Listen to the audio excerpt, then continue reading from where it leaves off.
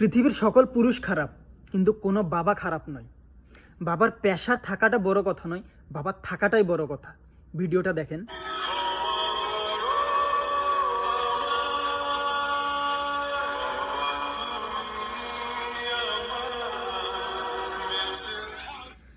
ভিডিওটা দেখে বোঝা যায় হয়তো বা ওরা অনেক নিম্নবিত্ত পরিবারের।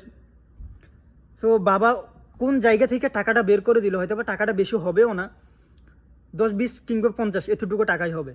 কিন্তু ছেলের বিদায়ের সময়, ছেলে সম্ভবত মনে হয় কোনো জবে যাইতেছে, ছেলের বিদায়ের সময় বাবার চোখ দিয়ে পানি চলে আসছে। বাবা যতই গরিব হোক, যতই কষ্ট করুক না কেন, কখনো বাবা তার সন্তানকে কষ্টে রাখতে চায় না। কোনো বাবাই চায় না তার সন্তান কষ্ট করুক।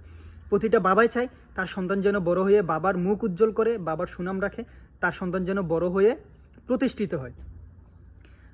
আমি ব্যক্তিগতভাবে এই বাবাটা যে কান্না করলো, ব্যক্তিগতভাবে আমি আমার বাবাকে কখনোই কান্না করতে দেখি না। আপনারা জানেন পুরুষ কিন্তু এত সহজে কাঁদে না।